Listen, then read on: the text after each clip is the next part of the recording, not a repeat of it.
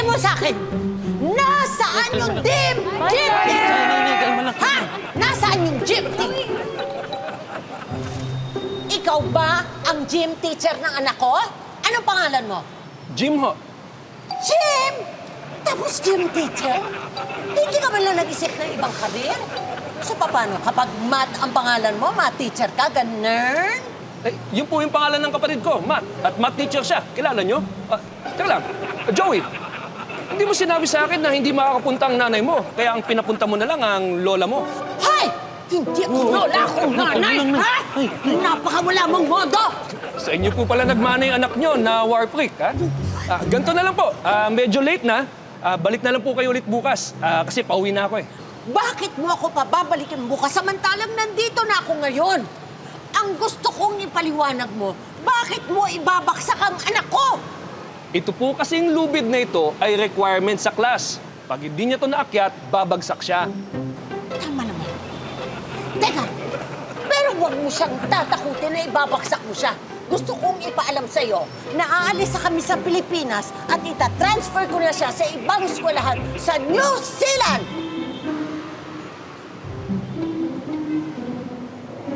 So, ngayon, paano ka makakapag-power trip kung hindi na dito sa eskwelahan na to mag-aaral ang anak ko? Tanong ko lang po paano niyo po itatransfer yung anak niyo kung wala po kayong clearance?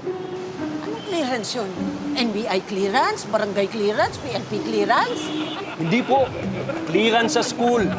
Yun po yung papel na nagpapatunay na walang kaso o ginawa ang anak nyo dito sa school. At kailangan nyo yun para matransfer siya. At ang clearance na yan, kailangan pirmado. Sino naman ang kailangang pumirma dyan? Lahat po ng mga teachers, kasama ako.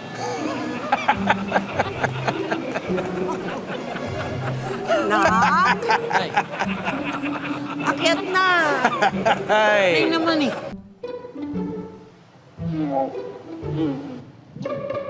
Hindi ko talaga kaya, sir eh. Ayaw mo yan. Sir, ano ba silbi na ito sa buhay ko? Alam mo, Joey, itong lubid na to, sumisimbolo to sa mga pagsubok na pinagdaraanan natin. Inuturuan kitang magkaroon ng determinasyon, malagpasan yung mga problema, saka makuha mo at makamit yung mga goal mo sa buhay. Napahirapan niyo lang ata ako eh. Joey, hindi kita pinapahirapan. Gusto ko, baunin mo tong lesson na matututunan mo ngayon.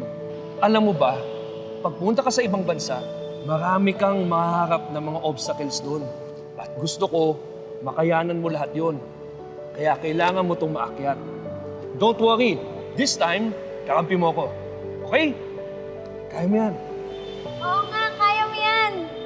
Oo nga, Joey, nandito kami para sa'yo. Joey! Joey! Joey! Joey! Joey! Joey! Joey! Joey! Joey! Joey! Joey! Come on! Joey! Joey! Joey! Joey! Gawin na Joey! You did it! Yes! Good job!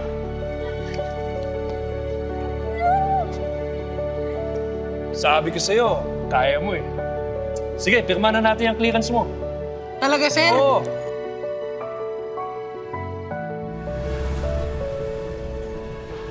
Nay, kailan niyo po ba sasabihin kay Kuya na susunod na tayo kay Ate Rachel sa New Zealand?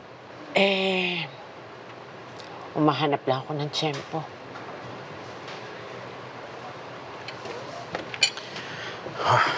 Nay, good morning. Na, Ayaw. kain na.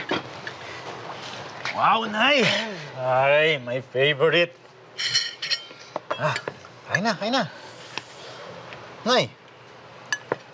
Kain na, Nay.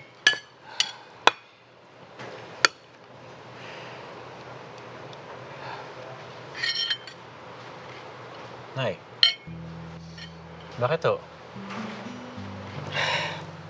Ano kasi?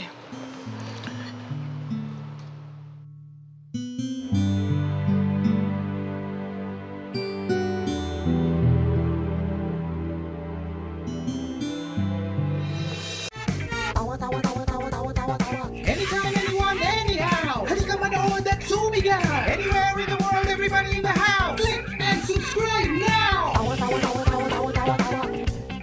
You know!